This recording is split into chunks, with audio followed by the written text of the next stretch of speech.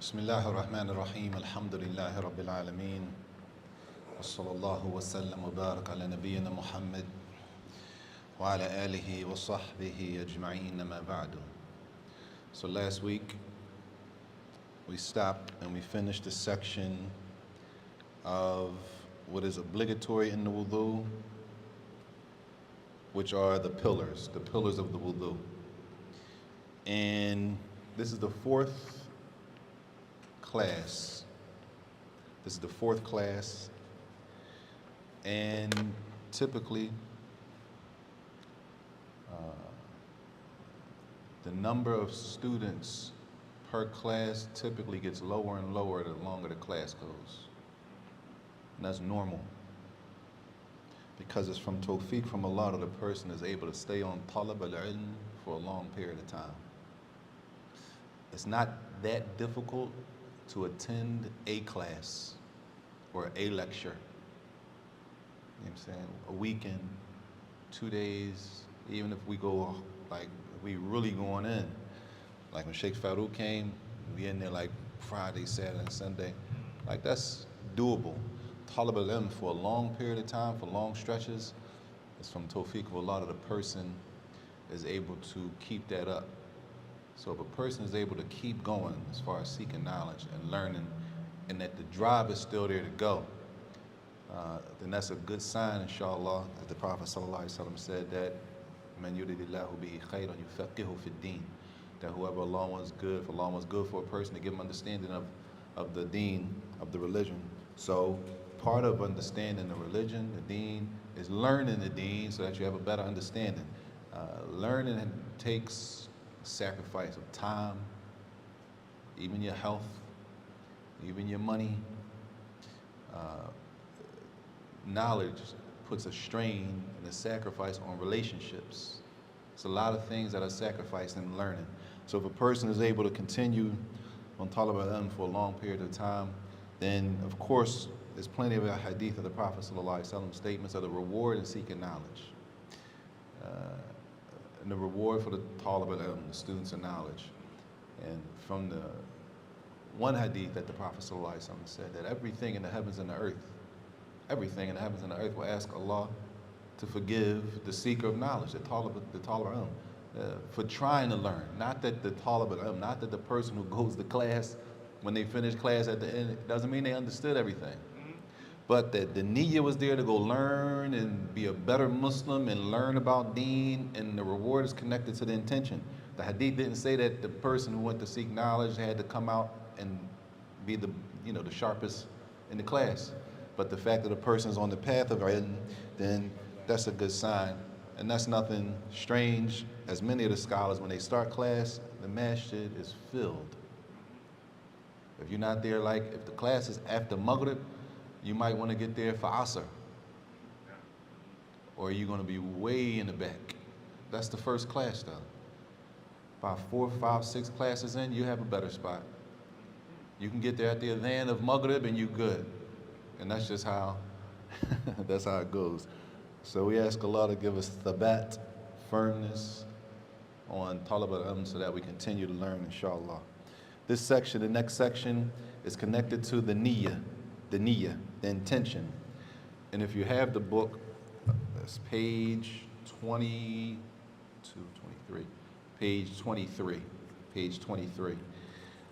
These are issues that I'm sure on the brother side and the sister side, the minority of people are learning these issues. Why? Because the minority of the communities are tulab al-ilm. It doesn't matter what masjid you go to. Majority of the people in the masjid, whatever masjid you go to, are not students of knowledge. The minority of people in whatever masjid you go to, for the most part, those are the tulab al-ilm, students of knowledge, whether they men or women. So that minority of women, right? That minority of women that learn, the majority of women will depend on that minority of women. And the minority of men that seek knowledge, the majority of the people, the masjid, the men in the communities will depend on those few brothers who sacrifice their time and their effort to learn. So what happens is that the minority is dependent on. The majority of the ummah depends on the minority of the ummah. Even on the larger scale when it comes to scholars. The majority of the ummah are not scholars. So that means the majority of the ummah that are not scholars depend on the minority of the ummah, those scholars from the ummah. Issues like this, like the niyyah, the intention, are very, very important. Very, very important, especially for wudu, which is a preparation, one of the preparations for the salat. So the author, rahimahullah, says, Faslun fanniyatu huna. He says, in this section, or it says the subsection, that in the conversation we're talking about now, the intention, the niyyah, is three things or three ways that a person makes the niyyah in their heart when it's time for wudu. The first thing, which is actually from the previous chapter, we didn't start with this chapter, it says, Qastu raf'il hadith. A person, when they go to the sink and they turn on the water, their intention, the intention that they have in their heart, what are they doing? The intention is to, as it says, lifting a state of ritual impurity. It says lifting a state of ritual impurity. Tayyib. Lifting as in removing a state, meaning a condition that a person is in, of ritual impurity. Well, what is ritual impurity? What does that mean? Ritual impurity. I say the ritual is the wudu itself. The wudu itself? The wudu itself. Okay, if the ritual is wudu, then what's impure about the wudu? If you break it, if you urinate, defecate, The fact that you, that breaks your wudu. if I break my wudu by urinating, going to the bathroom, anything that breaks my wudu, and it's a section that we're going to cover coming that what breaks the wudu.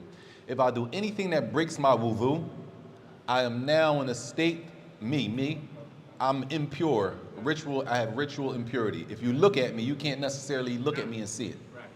So you can't really look at somebody and say, you're not in wudu, generally, right? And you can't look at somebody and say, you are in wudu. You wouldn't know. That's why we ask a person before we pray. You in wudu? They tell you yes or no. If they say no, they go make wudu, then we pray. If they say yes, we pray. So you can't necessarily look at a person and see the hadith on them.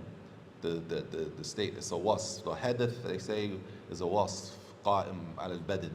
It's a description that a person is given, like we say, the way we say it in English. We say, and we describe ourselves as being not in wudu. That's the description we get. That means I have hadith. That means I'm ritually impure. Now, ritually impure, hadith can be two types. Either it's the minor hadith, the minor ritual impurity, or it's a major ritual impurity.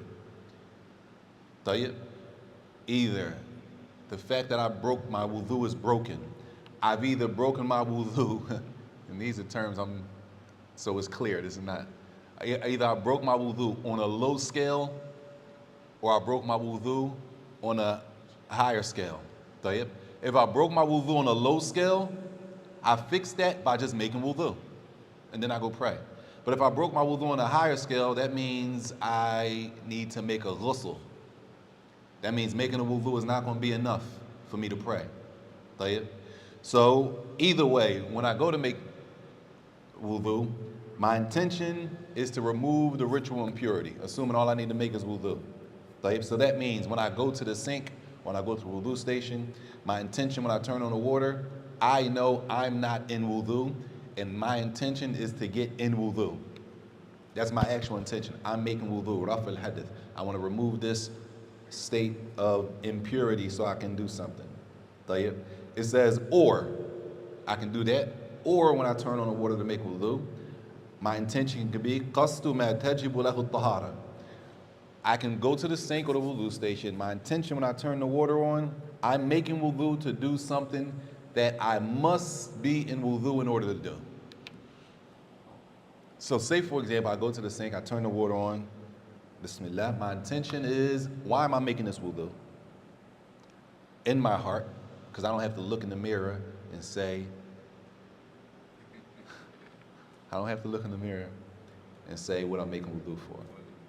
I'm gonna lift my hands up, say my name, I'm Muslim, I intend to make wudu for the prayer. I don't have to do that. When I turn on the water, my intention for this wudu is to pray. You can't pray without being in wudu, right? So whatever's obligatory to have wudu for, that's when I can make my intention for. You with me? Meaning, I can go to the sink or the wudu station, and in my heart, my intention, meaning, why are you making wudu right now? Right now at this point, what are you making wudu for? I'm making wudu in my heart, I'm making wudu because I have to pray Asr. So when I turn on the water, this wudu is for Asr. That's enough. Why? Because I'm making wudu, as it says, for something tajibu lahu tahara. You have to be in a state of wudu to pray.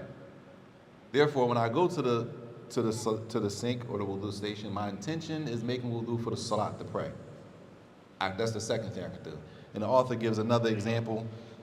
The author gives another example. A person makes wudu because they want to make tawaf around the Kaaba. You need tawaf to go around the Kaaba. You can't make tawaf around the Kaaba without wudu. So when a person goes to the sink or the wudu station to make wudu, they're making wudu for tawaf. They're not making wudu because it's warm outside and cooling off. That's not a wudu for salat. That's a wudu cooling off. Tayyib. Or he gives another example. He says, or a person makes wudu for the intention of touching the mushaf, because you need wudu to touch the mushaf. So a person makes wudu. They're not about to pray. They're not about to make salat. They already prayed Asr. Maybe they used the bathroom. Now they wanted to read. They wanted to read from the mushaf. So now they say, well, I need to make wudu to read from the mushaf.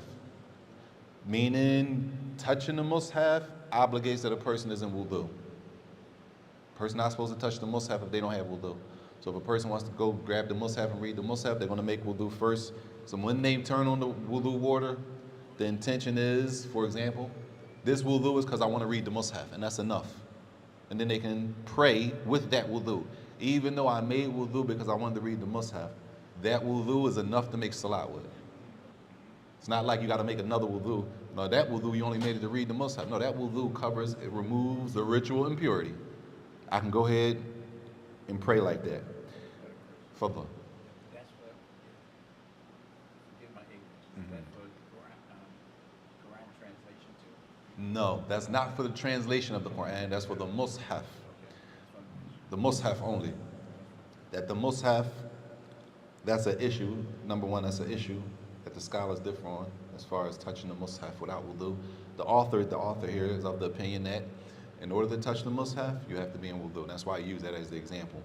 So that means not the translation, because the translation is not considered the mushaf. Only the mushaf is the Arabic from beginning Surah Al-Fatiha all the way to Nas. That's the mushaf. Or a person makes wudu. Qastu ma tusannu lahu. A person makes wudu for something that is recommended for you to be in wudu. You don't need wudu to do this, but it's recommended that you make wudu before you do this. You with me? So, as he says, for example, and this is a difference. He says, for example, كَكِرَاءَ. What's kira'ah? Kira'ah is reciting. Reciting what? The Quran.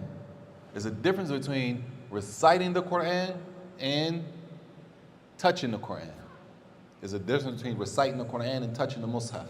These are two separate issues. In order to touch the mushaf, what? I need to be in wudu. Do I have to be in wudu to recite the Quran? I don't have to be in wudu to recite the Quran. But it's better to be in wudu when you recite the Quran. You with me? You don't have to have wudu in order to recite the Quran. Anybody can recite the Quran, you're not in wudu or anything. But to touch the mushaf, physically touch it, then that obligates wudu. So the following things are recommended to be in wudu when you do them. You don't have to. It says, for example, dhikr. Making dhikr. Do you got to be in wudu to make dhikr? No, but it's better. What about, as he says, wanom, sleeping? You don't have to be in wudu to go to sleep, but it's better. It's better to make wudu before you go to sleep. These are things that is better. So say if a person made wudu for the intention of something that is recommended, like one of these things. I'm making wudu, and he gives an example here, because I'm angry. Sunnah to make wudu, recommended to make wudu when you're angry. Right? A person's angry, and they read the hadith about anger and making wudu when you're angry, and they go to the wudu station or the sink, and they make wudu to cool off the anger. Right? Did they have to make wudu to cool off the anger? It's not obligatory to do that, but it's recommended. When they made the wudu to cool off the anger, that same wudu that they made, they can pray with. A person now can't say that, well, that wudu was only for, because you were angry. You need to make another one for the salat. That is not the case.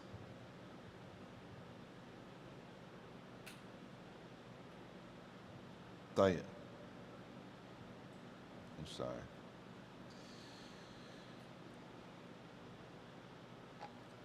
طيب. وعليكم السلام ورحمة الله وبركاته.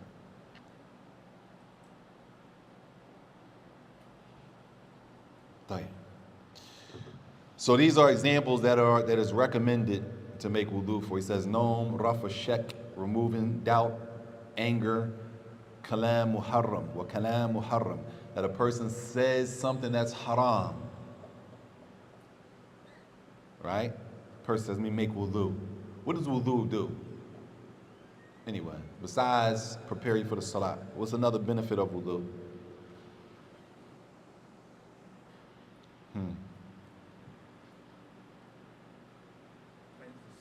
Cleanse the sins. So a person does a sin and they say, you know what, I want to clean some of my sins off. When you commit a sin, what do you have to do? Make tawbah, repent. Does a person have to make wudu every time they commit a sin? No, but it's recommended. It's a removal of sins.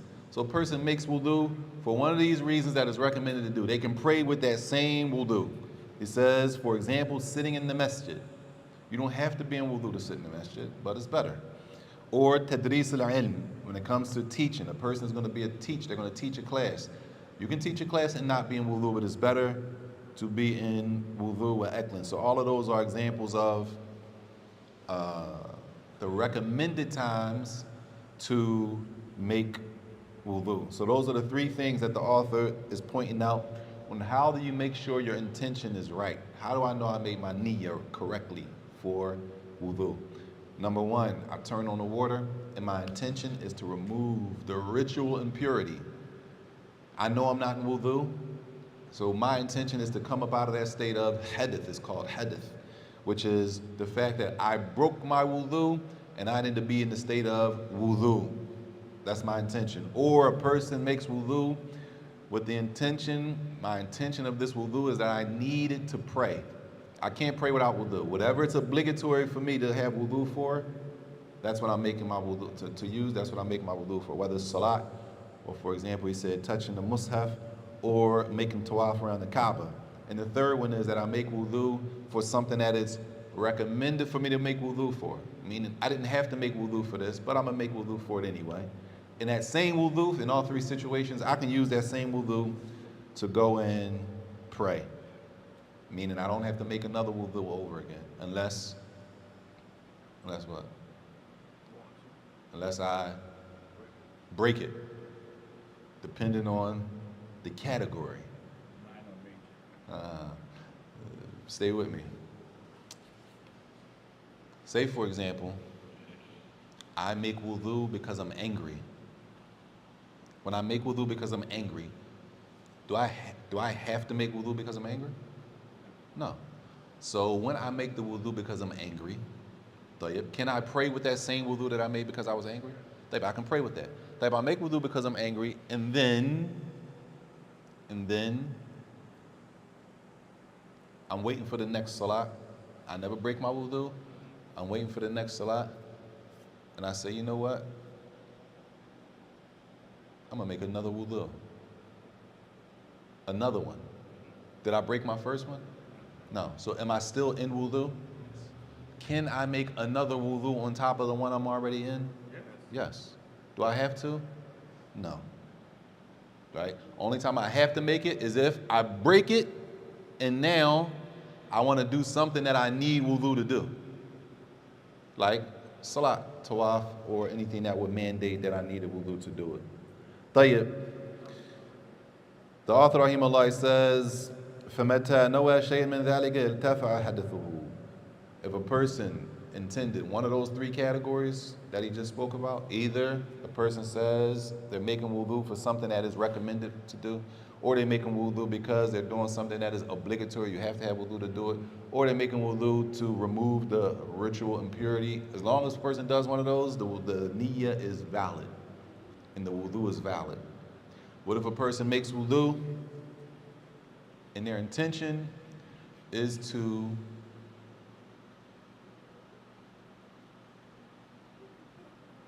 cool off? It's hot outside. It's 100 degrees. I looked on the joint this morning and said 105 earlier. It's hot, man. I'm just going here and I need to cool off. So, mashed it is open. You go in there, use some cold water, no hot water. Use the cold water, turn the cold water on full blast. And I'm gonna make a wudu, meaning I'm gonna wash every part I will wash in wudu. Every part I will wash in wudu, I am washing in wudu. I wash every part, body part. My body parts of wudu, I clean them with cold water. You with me? What did I just do? I washed up. I just wash up. I cooled off. A cool off is not wudu.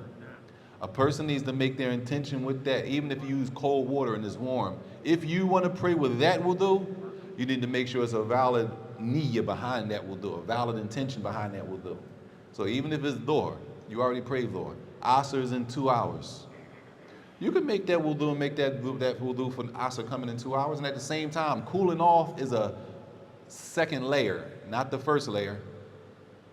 If you're not worried about it and you just want to cool off, go ahead and cool off. It's cool. But if you want to use that wudu, you need to make sure that the intention behind that wudu is enough to remove the state of being ritually impure. Get yourself out of the state of hadith. Tayyib. The author rahimahullah says 3 things that will not affect the person's niyyah. These 3 things don't affect the person's intention. Tayyib. Let me see. He says,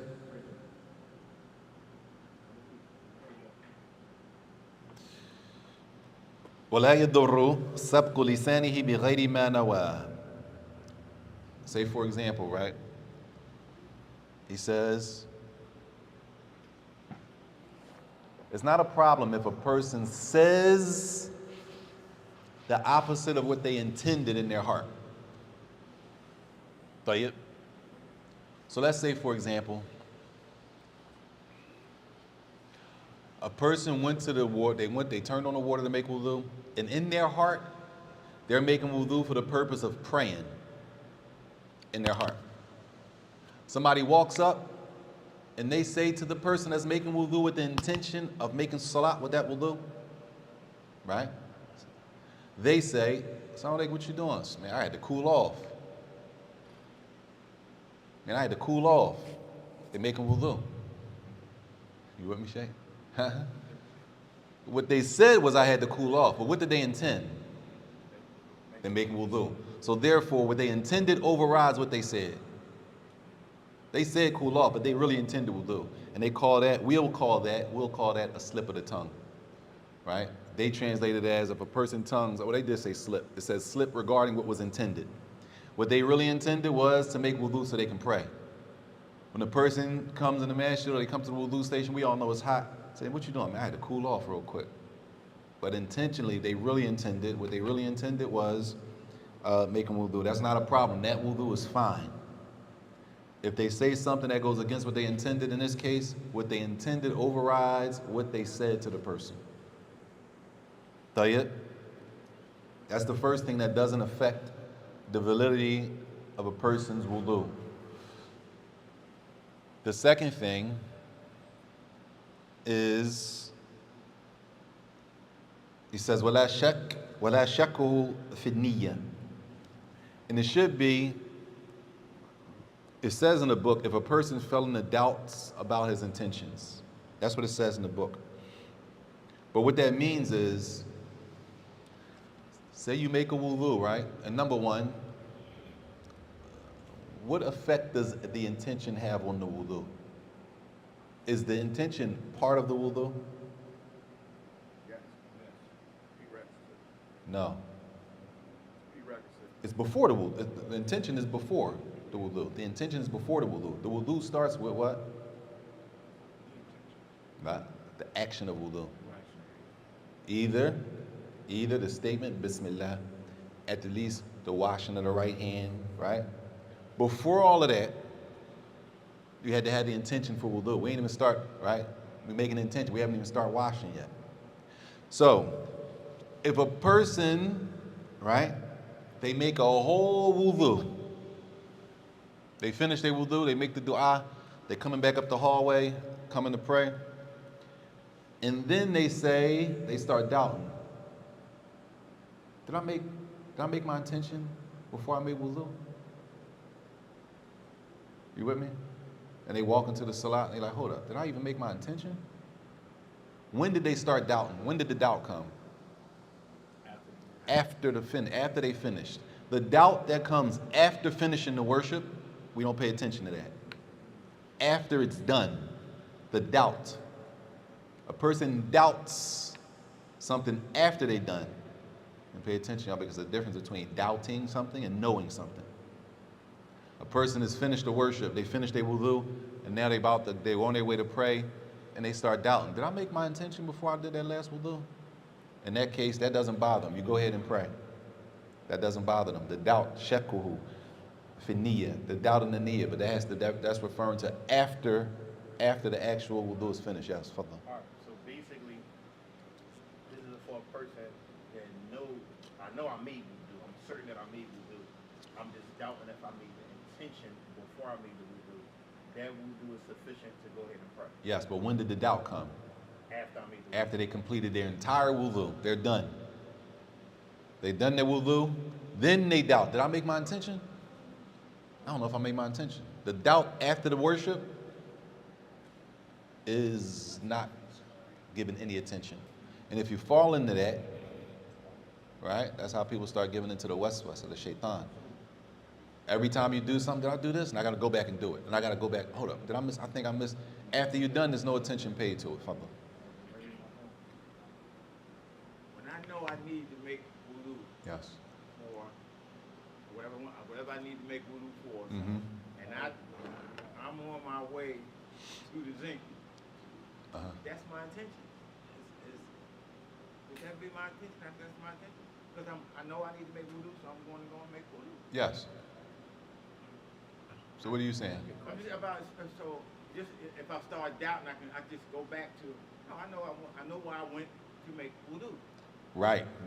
But the point is, once it's done, it's no question. We don't even have to go through all that. It's done. The only time we paying attention to is if I know I didn't make my intention. If you turn around after your wudu is done, you say, dang, I ain't even make my intentions. I know I did. So are you sure? I know, I ain't make my intentions. I was thinking about something else. I know what I was doing. You go make your intentions.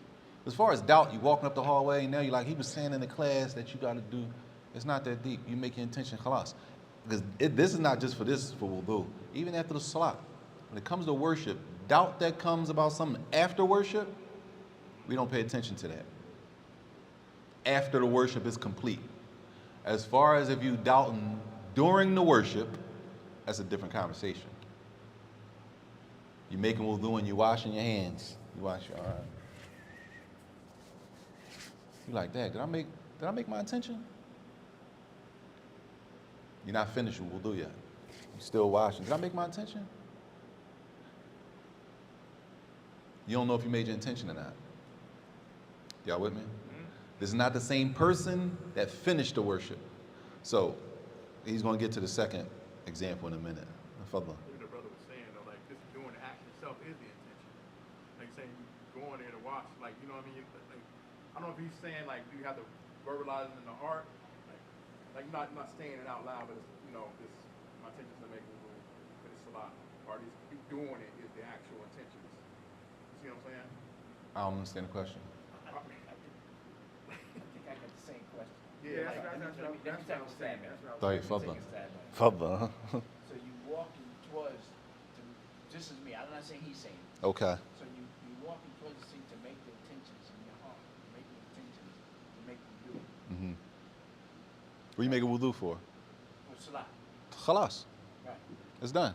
You don't have to be at that right in front of the sink. No. Oh, okay. No. When No, I no, do no, no. that, you know it's time for salat, yo. I broke my wudu up. That will make my wudu. Yes, you know it's time for the salat. You know you need wudu for the salat. That's the second category. The intention qasdu ma tajibu lahu tahara. You know you can't pray without wudu. So you get up, I gotta make wudu. For what? You know you have to make wudu for the salat. That's what you make wudu for. That's enough. You with me? And he says, I thought it was here, but it's not in this book. But the taqdeem an-niyya to that, because he said, do you have to be standing directly in front of the sink? Not necessarily. But how far before you make the wudu is the intention still valid? That is an issue. That's an issue. How far in advance can I make my intention to make my wudu before I actually make wudu? That's not the issue here, but that's the issue you spoke about. But that's another issue. So if a person doubts after they're done the wudu, then there's no problem. It doesn't harm the wudu. طيب.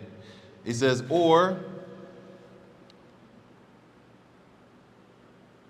في فرض بعد فراغ كل عبادة. Any worship. If a person doubts, this is number three. A person does what? They have doubt about if they did or did not do a pillar of the worship. So they have doubt after they're done, y'all. This is after it's done. So the wudu is finished. طيب. Once the wudu is finished, a person's walking back, come up the hallway to go to the salat. They're like, dang, did I do my head? Did I wipe my head for wudu? You know, we be tripping. You know, sometimes we be tripping. The wind might have blew it, dried up fast. It feel like it's dry. It's done now. The worship is done. You got to think, what is wiping the hair? What is that for wudu? That's a pillar. You can't miss that. You have to wipe your head for wudu. That's a pillar of the wudu. Or even if with their right arm. They say, why is my right arm dry and my left arm still? How did one arm get dry and one arm get wet? You start tripping and all that. After your wudu is complete, you don't pay attention to any of that. It's done. That's assuming this doubt comes after the worship, after you're done. So if you prayed a whole salat, you prayed asr, salam down, you're making your dhikr. As you're sitting there making your dhikr, for some reason, you say to yourself, did I make ruku in the second salat? In my second rak'ah, did I make ruku? I don't remember making ruku in the second rak'ah. If you didn't make a ruku, that means the rak'ah is invalid, right? But the person has finished the prayer, so you don't even pay attention to those thoughts. Those thoughts, once you finish the worship, you don't pay any attention to. We clear? Whether it's wudu or whether it's just something that's considered a fard or a pillar in any other type of worship. After it's done, that we don't pay any attention to those doubts that may occur. It says in this section, the last part of this section says, وَإِن شَكَّ فِيهَا فِي أَثْنَاءِ اسْتَأْنَفَ. But if a person has doubt while they're doing the worship, then that's a different conversation. Pay attention, y'all. We talking about the origin of salat. Or let's say we talking about wudu, so let's talk about wudu. The origin, originally.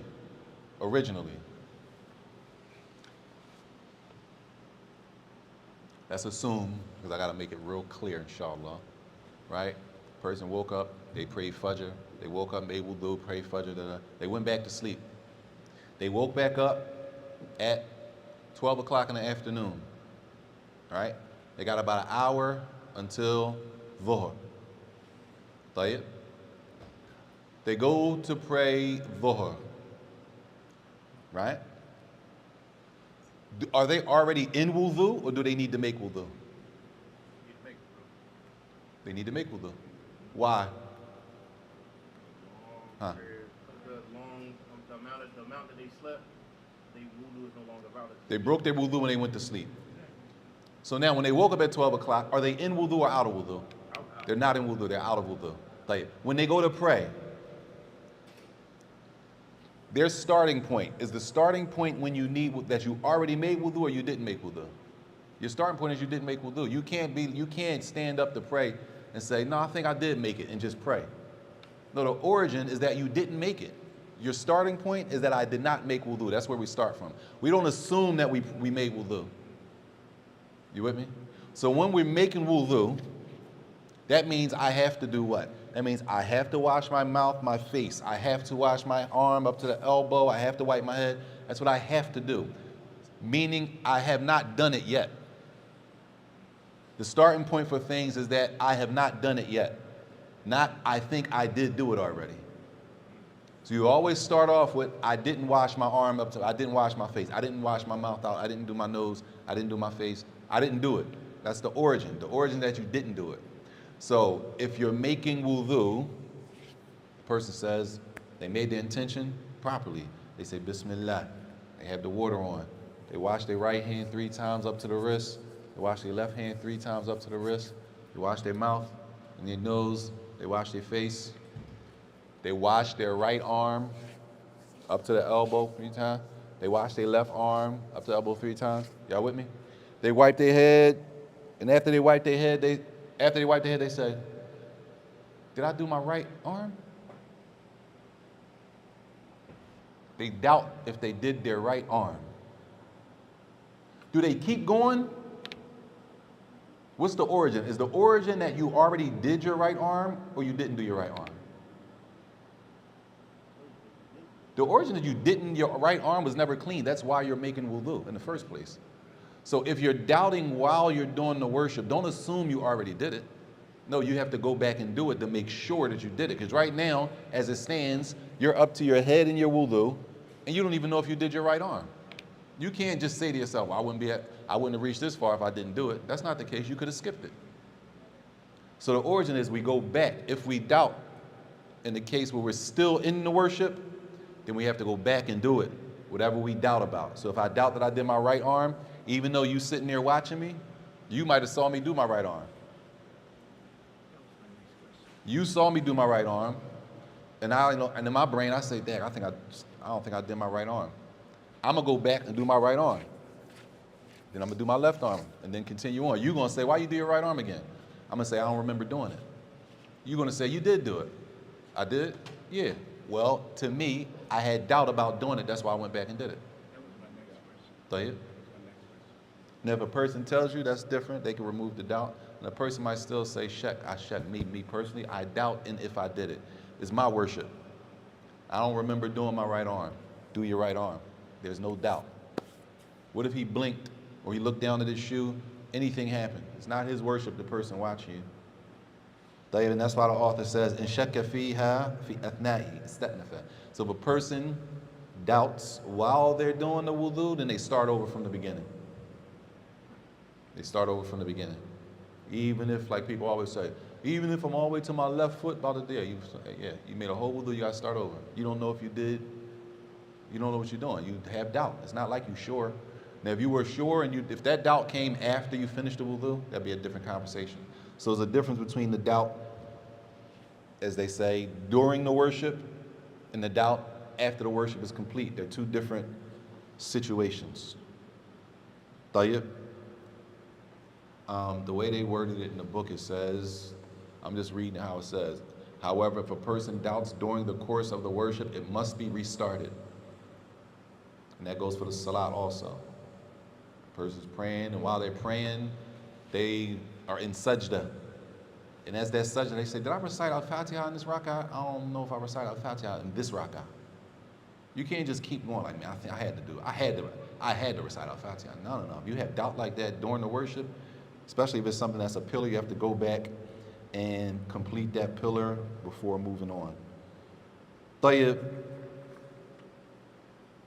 قال رحمه الله فصل في صفة الوضوء. This section is a description of the wudu. Sifatul wudu is a description of the wudu. And this is bil jumla. This is once you put all of these things all together, what is it supposed to look like? طيب. He says, وَهِيَ, the wudu. And if a person took this and numbered it in the book, it wouldn't be anything wrong with that. He says, and yanwiya, that they make the intention. Person makes their intention. Well, what am I making my intention for? What am I making my intention for? Whatever the worship is you're about to perform. That's not what the author said. The author gave us 3 categories that we're making our intention for. Maybe I'm making my intention for something that is obligatory for me to have wudu to do, like salat. My intention for this wudu is to pray. I'm making this wudu to make salat with, because I can't pray without wudu, right? Or when I go to turn the water on, my intention, what's my intention? My intention is for this wudu. My intention, I want to sit in the masjid and read the mushaf. That's why I make my wudu, right? Can I pray with that wudu? I can pray with that wudu. So whatever I'm doing, I make my niyyah first, and yanwiya. It says, thumma yusammi. Then I say, Bismillah. طيب. I made my intention. Then I say, Bismillah. And that would be number 2. وَيَغْسِلُ كَفَّيْهِ. And then a person is going to wash their, how do they translate this? It says wash, it says thereafter the hands are washed. A person going to wash their hands. The word used for kef is actually, this is the kef, the palm, right? The word for hand in Arabic is yad. Yad. Yad is the hand. The kef is specifically the palm. A person washes their hands, like we know, 3 times. طيب. It says, ثُمَّ يَتَمَضْمَضْ وَيَسْتَنْشِقْ. Then a person washes their mouth and cleans out their nose. Person washes their mouth and cleans out their nose. What would that be? Number? 4 or 4 and 5? 4 and 5. Mouth and nose. Mouth and nose, are they one thing or are they 2 things separate? 2 separate actions? The author in this book said, mouth and the nose together. Remember, you spoke about the mouth and the nose are from the head. You'll see some people, because people ask a question, some people do, they take a scoop of water, they do their mouth 3 times, then they do their nose 3 times. That's one way. Then some people take a scoop of water and they put some of the water in the mouth and some in the nose at the same time. Right? Like that. Either way, the mouth and the nose has to be done. And he's going to get to some more details as we go along. After the person does the mouth and the nose, and it has to be done in this order. If you want to use 4 and 5 or 4, either one is fine. It doesn't, however you label it. طيب. ثم يغسل وجهه من منابت شعر الرأس المعتاد. Then a person washes their face. He says من منابت شعر الرأس المعتاد. The face is, it says where their hairline usually begins. Where a person's hairline usually begins. طيب. Now, a person can have a bald head, right? It doesn't matter if a person's hairline is receding. Wherever the hairline will usually begin is where is considered the face. Wherever their hairline would normally start, that's the face. So if a person has a bald head, just because this is their forehead, that doesn't mean all of this is their forehead because they have a bald head. Wherever their hairline would normally be, that's considered the face. Or if a person has a receding hairline, their hairline is pushed back, right? For whatever reason. What could be a reason the person's hairline is back? Could be old age. Or some people's inherited. Huh? Hereditary. The hairline just recedes. Huh? Bad haircut. He got a bad barber. No, let's say the barber pushed your hairline back. That doesn't, where he pushed your hairline back doesn't begin, that doesn't like your hair, now your face is back here for when you make wudu. You see what I'm saying? Wherever your hairline would normally be, that's the start of the face. Because people will say, well, you got to do this part too. No. That where the hairline normally starts is the face. You don't make a new facial face. And if we do that, that means a person's face gets bigger and bigger as far as space-wise. The more hair moves, the more face you have. That's not the case. The face starts where the hairline would normally be. So a person cleanses the face from the hairline all around the face, because you have hair on the sides too. All of this is considered the hairline, not just what we know the hairline, this top part. The sides, I think they call these the C cups. That's barber talk, right? These ones on the side right here. All of that's part of the line. That's why somebody look at you and say, he lined you up nice. We're not just talking about the top part. We look at the side and all that, say he lined you up nice. All that's the line. Wherever the line is normally at, that's the face. That means all of that has to be washed. For a woman too. A woman has hair, right? Her hair is on the side. For a woman also. All of that has to be washed, meaning it's not enough for a proper wudu to put water in your hand and smack it in the center of your face like this. Y'all with me? If I do this, I haven't cleansed the rest of the side of my face. You didn't wash your face completely. You washed a large portion of it, but you missed spots on your face. All of this is part of the face. Tayyib. That's why he said where their hairline usually begins, even if a woman lost hair. Women lose hair also. Even if a woman loses hair, it's the same. Wherever it would normally be, that's where the face, that's what's considered the face. Tayyib.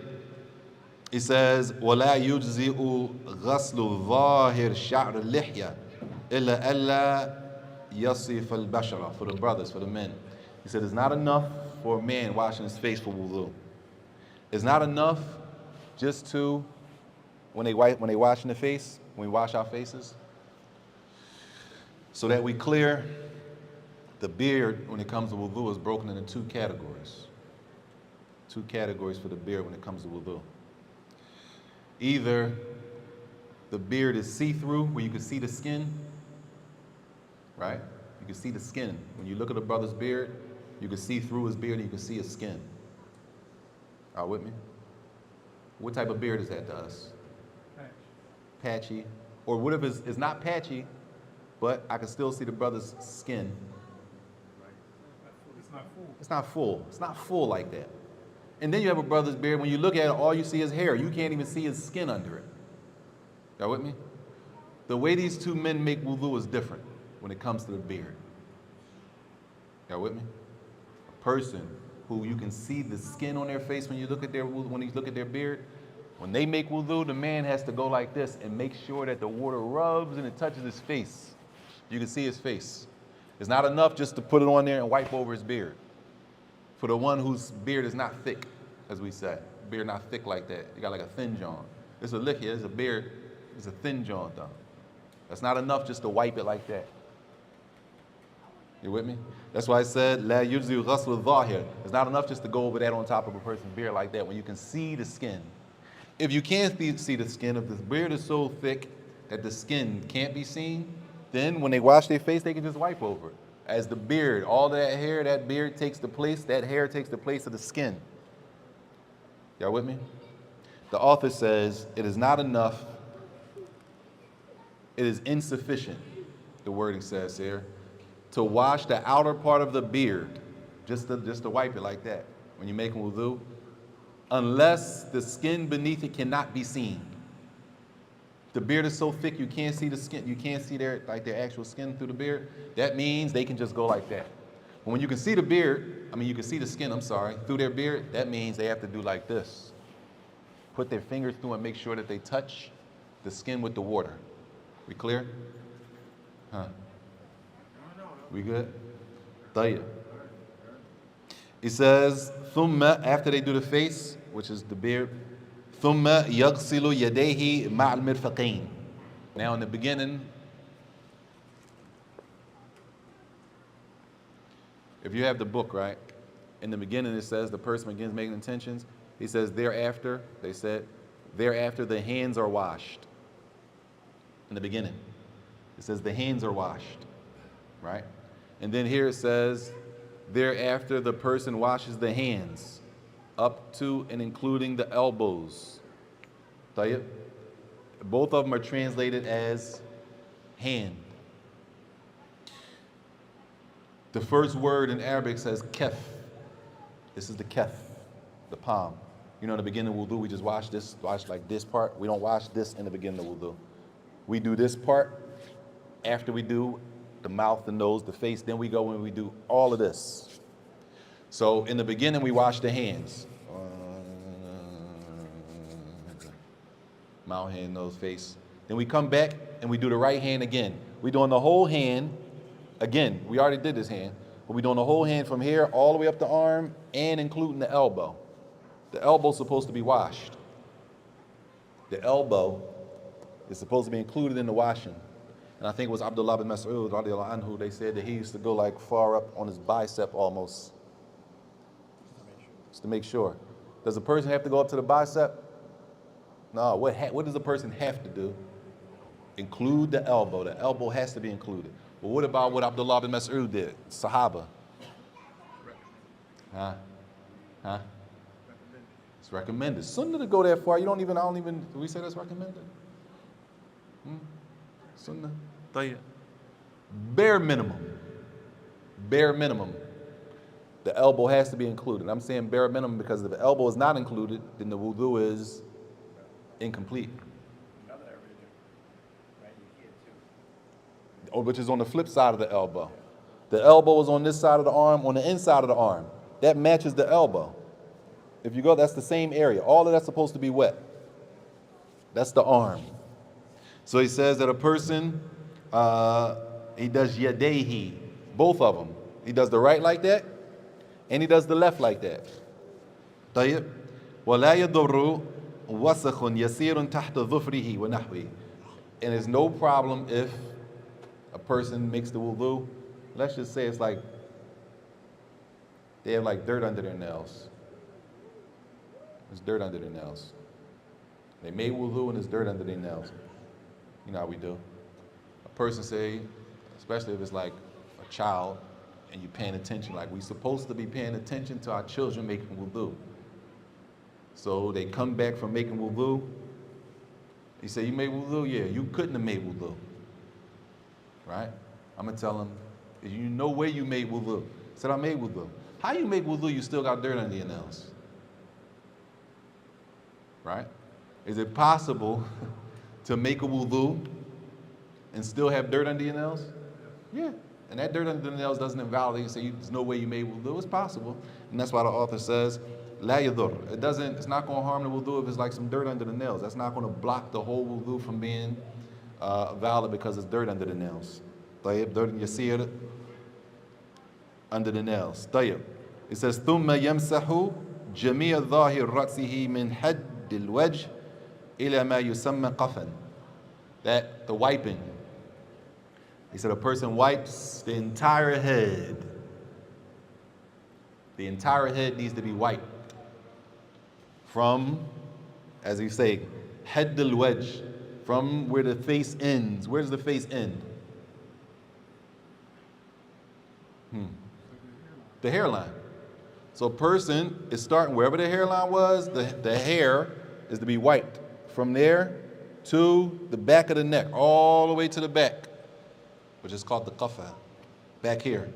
Person wipes the entire head. Does anybody know the benefit of, why would he say the entire head? What does that mean? If he says you have to wipe the entire head, that means you can't do what? You can't wipe part of the head, as some scholars allow wiping part of the head. So you may go somewhere and y'all in the bathroom making wudu, and you see a brother or sister make wudu, and they do like this when they get to the head. Or they go like this.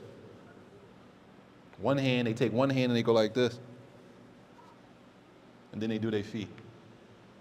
According to the author, what we're learning right now, is that wudu valid? No. Why not? Because they didn't do the entire head. According to the author. Other scholars different. Other scholars say no, it's not a requirement that the whole head has to be wiped. And they put restrictions on of what is considered to be the hair, and they get real detailed about the hair. Author says no, that's not going to fly, that the whole hair, all of the entire head has to be wiped. Fadl. Oh, it's time for the adhan? Fadl, who will call it adhan? Fadl. Jazakallahu khairah. We'll stop for the adhan, inshallah, and then we'll finish up the wudu.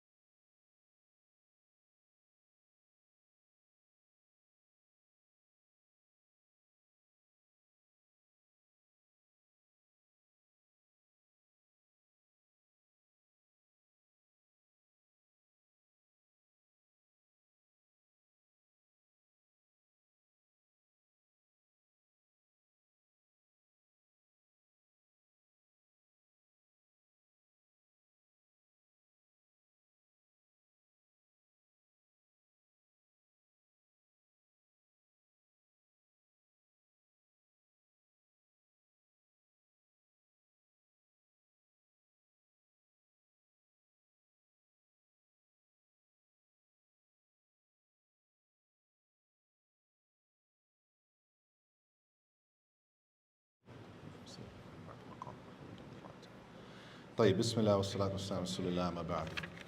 So, the author described the hair. He said, after this, the person, this is how it's translated, it says, wipes the outer part of the whole head from the forelock to the nape. The forelock to the nape, N-A-P-E. You know the forelock? Forelock. Nape. I'm just saying these are the words, that's how it's translated. I like to make sure, because if somebody at home reading this on their own, you got to look up what forelock is so that you don't just breeze through it acting like you know what it means. And look up what nape. Just Google nape is what the definition of nape so that it's clear. That a person is supposed to wipe, right? The zahir, the top. It's a wipe. The wiping of the head is not a washing of the head. Yamsah. Person wipes the head. The word wash is used for arms. Wash is used for face. Wash is used for feet. Allah said, when it came to the head, Allah said, yamsah. Use the word wipe. So when we're wiping, we're not using as much water as we do for a wash. So we're wiping, as he says, the top part of the, or zahir, the ruts, right? All we have to do is wipe out, just like that, right? Now, there's different ways to wipe, front, back. Back is back enough.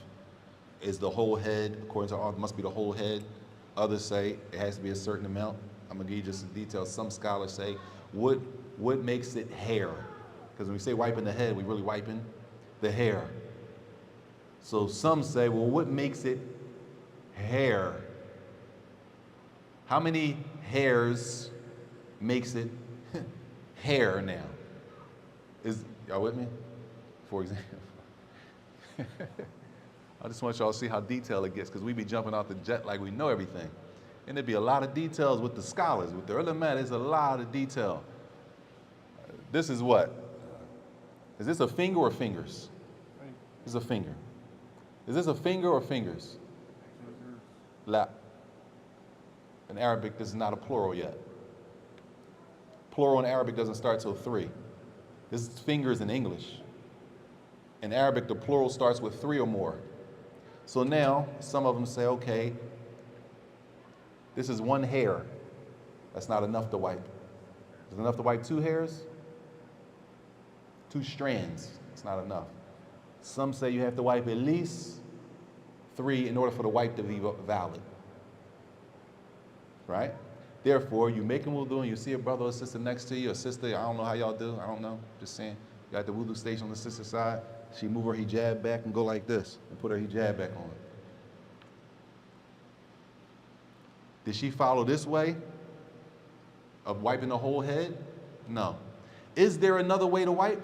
According to some scholars, there's another way to wipe.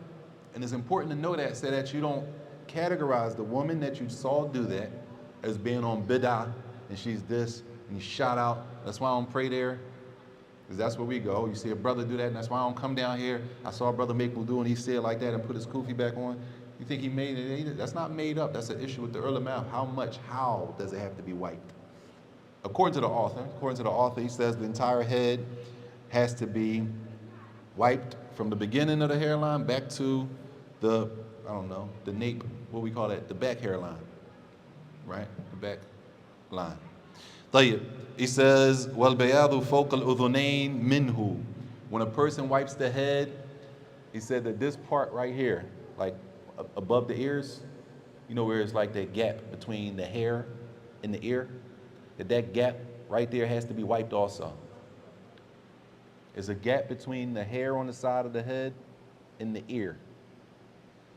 As they say here, it says here, the hairless skin above the ears. That little gap of skin needs to also be wiped. طيب. After that, he says, وَيُدْخِلُ سَبَّابَتَيْهِ فِي صِمَاخَيْ أُذُنَيْهِ. Once a person wipes the head and the ears, wipes the head, right? In this part, a person takes the sababate, the index fingers, sababa, this is called, sababa. They take the sababate and they put them inside the ears to clean it. Index fingers go in the ear for cleaning. The index finger, they should be wet, right? They're wet still. They put them in there and you go like that to clean the ears. He says, the thumb, yamsah bi-ibhamayhi. He takes his 2 thumbs and he does what? Yamsah bi-ibhamayhi dhahiruhuma, and wipe the back of the ears that we know to be the back. These, the back part, are wiped with the thumbs. That these 2, the index finger goes in the ear to clean, and then this goes, the index or the thumbs are used to clean like the back of the ear. طيب. He says, ثُمَّ يَغْسِلُ رِجْلَيْهِ مَعَ كَعْبَيْهِ. And then a person washes the 2 feet, both feet, including the ankles. Including the ankles. Now, are the ankles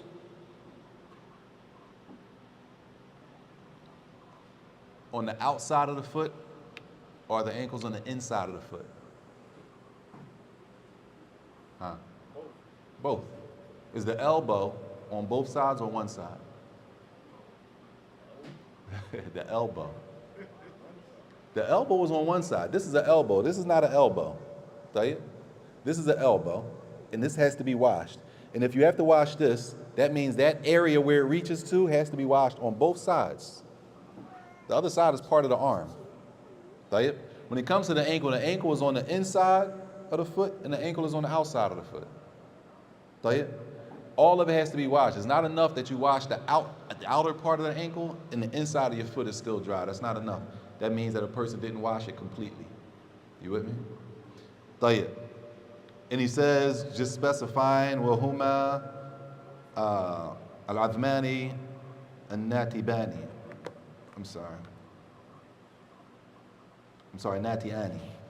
The two bones that are protruding from the side, those are considered the ankles. It says the person finally washed the feet up to and including the ankle bones on the inside of the foot and the outside of the foot. There are the two bones which bulge outwards.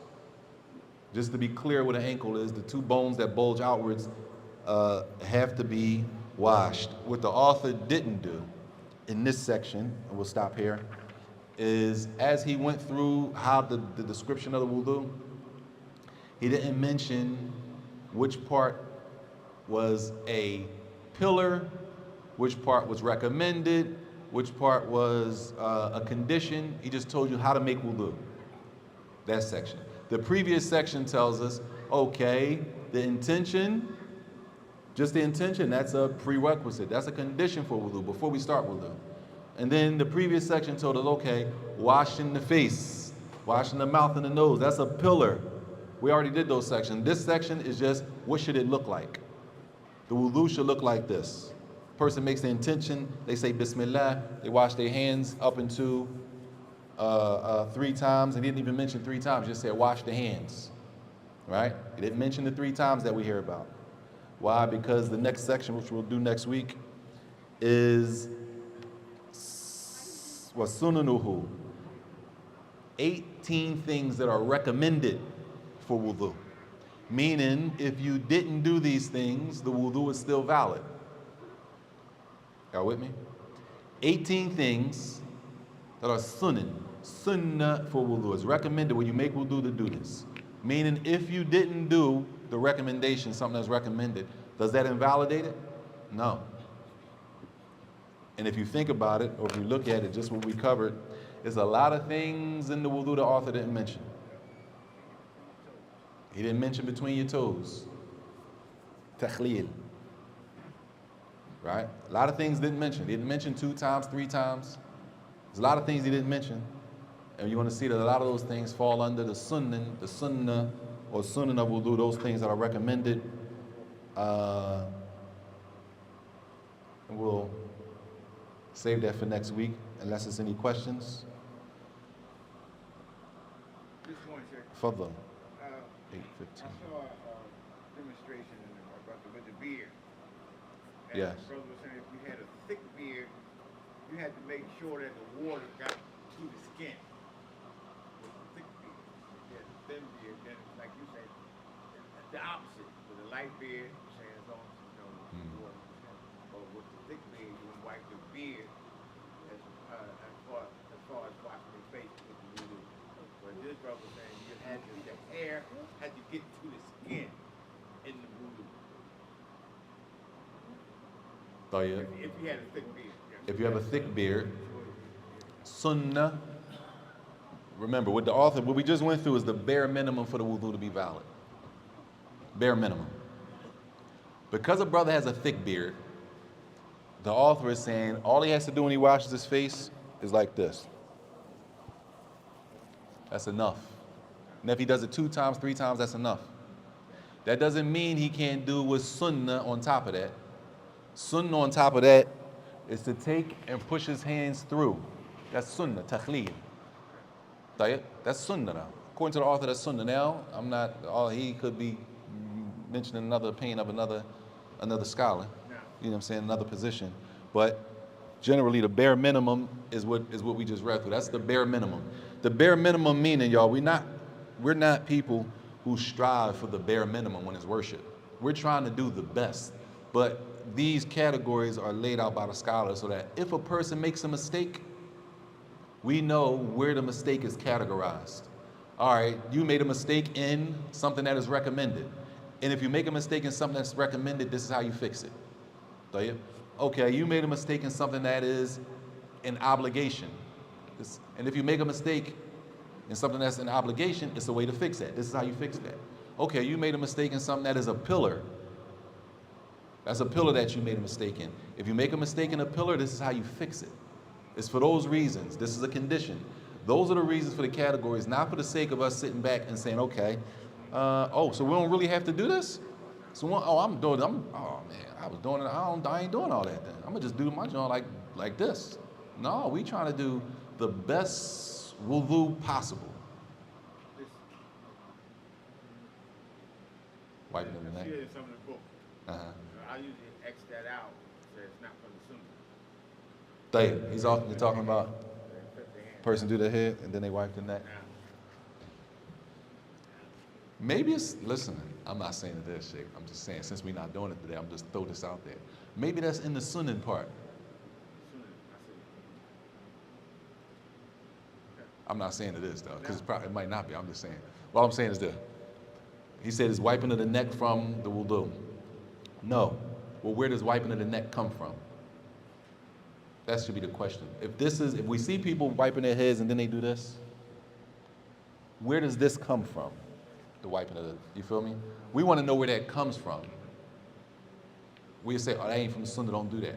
All right, but where did they get it from?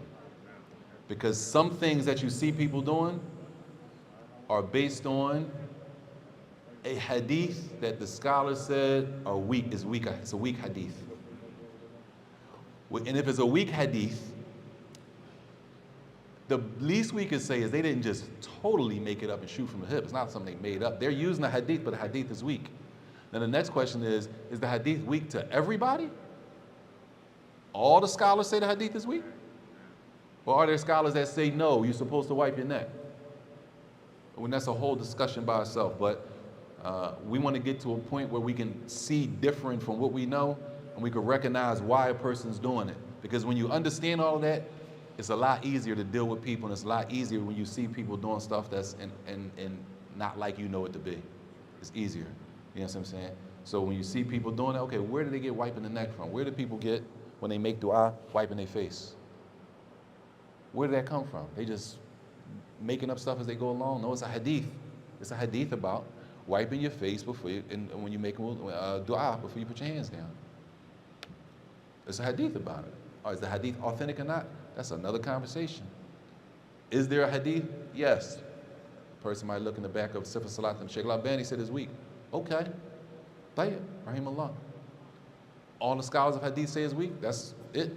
Or some say that it can be used, and is that why they're using it? We want to get to that point, and that's real knowledge. It's not nothing personal. It's no emotion.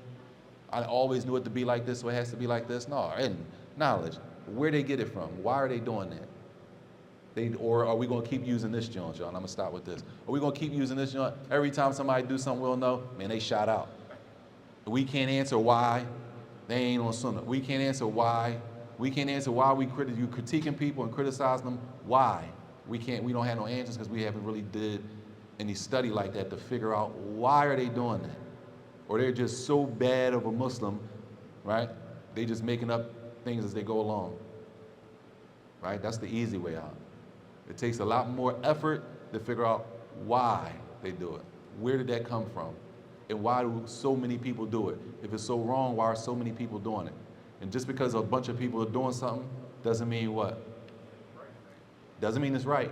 And just because a bunch of people are doing it doesn't mean it's wrong either. What's the determining factor if it's right or wrong? The evidence. We see a bunch of people doing something, that don't mean what they're doing is right. It don't mean they're wrong. But how are we going to make the determination if it's right or if it's wrong? Knowledge. So the easy thing to do is to write people off and just say something like that. They shout out, da, da, da. It takes a lot more effort to get to the bottom of it based on ilm. We'll stop there, inshallah.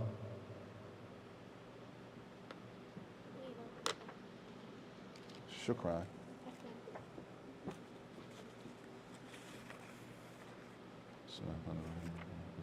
Do we need a new rock for every wipe?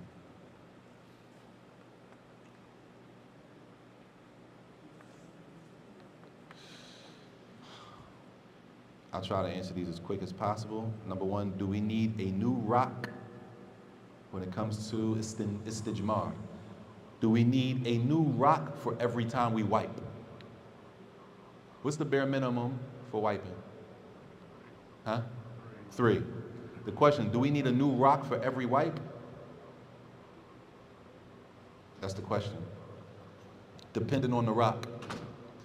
And not in this book, because this book is a summarized book, but in the more detailed books, the rock has, if we can say, sides. Or one end of the rock, the other end of the rock. Meaning, if a person we're using a rock They wouldn't wipe with the same portion of the same rock twice. You with me? I'm just as an example. Say the rock is almost, of course it's not perfect, but it's in a triangular shape. That means it has three sides, three, right? That a person can use one side each time, then they need a new rock. Y'all with me? So you don't necessarily have to have a rock for each wipe. If a person used a different rock for each wipe, no problem. Could a person use the same rock more than once? They could, as long as they're not using the same side of the rock to wipe twice. It says, do women need different rocks for the front? Do women need different rocks for the front and back passage? That goes back to the first question. If the rock has more than one side, then the rock can be used for more than one. It doesn't make a difference. But the issue is, depending on the situation, what's being wiped. And in this case, in the case of the question, it's a question, y'all. This is a question. Do women need different rocks for the front and back passage? I'm assuming this is one bathroom experience, right? If this is one bathroom experience, what's the bare minimum wipes needed here? 3. Sisters?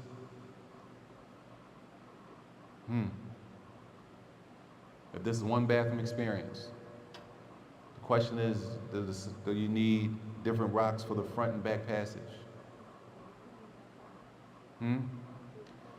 The bare minimum wipes in a situation like this is 6. That means the front passage has to be wiped how many times? Bare minimum of 3. And the back passage has to be wiped how many times? Bare minimum of 3. That's bare minimum 6. Right? Y'all with me? If they use the same rock, it can't be, the same rule applies. You can't use the same edge of the rock multiple times. Is that clear? When it comes to things like makeup or lotion, how do we know if this forms a barrier? Do the eyelashes have to be reached with water? If you're talking about the real eyelashes must be cleaned with water for wudu. The eyelashes, not the fake ones, y'all. Fake eyelashes are not part of your face. Excuse me if the terminology is wrong. I don't know what the word, whatever. They're not your real eyelashes. They're not part of your face when making wudu. Your real eyelashes must be cleansed. If the fake eyelashes are blocking your real eyelashes from being cleansed, you got a problem with your wudu. If the fake eyelashes do not allow the water to reach your real eyelashes, you got a problem with your wudu. Does makeup or lotion block the water from reaching the face? Allahu A'lam. If I say one thing, the argument is the lotion is, the makeup is breathable. If that's the case, alhamdulillah. Lotion, typically no. Just because you put something on your skin doesn't necessarily mean that it blocks it automatically. The things that block water, that are water repellent, if we could say, are pretty much known for the most part. If it's not water repellent, if that's the right word that I'm using, then it should be known, inshallah. This last question we'll save for, so we can pray, we'll save for, and this is part of the another section. Mess, wiping over the khufs, meaning wiping over your socks, has a whole section in itself. And then the section of wiping over the socks for wudu, it also included is the section of wiping over the khimar for the women. And a woman wiping over a scarf. Is it permissible to wipe over the khimar if you already make wudu, if you already made wudu previously? If yes, what is the correct way to wipe on the head? We'll do this question, inshallah, when we get to the section of wiping over the socks, because that's a section in itself. We'll stop there so we can pray, inshallah. Wa sallallahu wa sallam wa barak ala nabiyyina Muhammad wa ala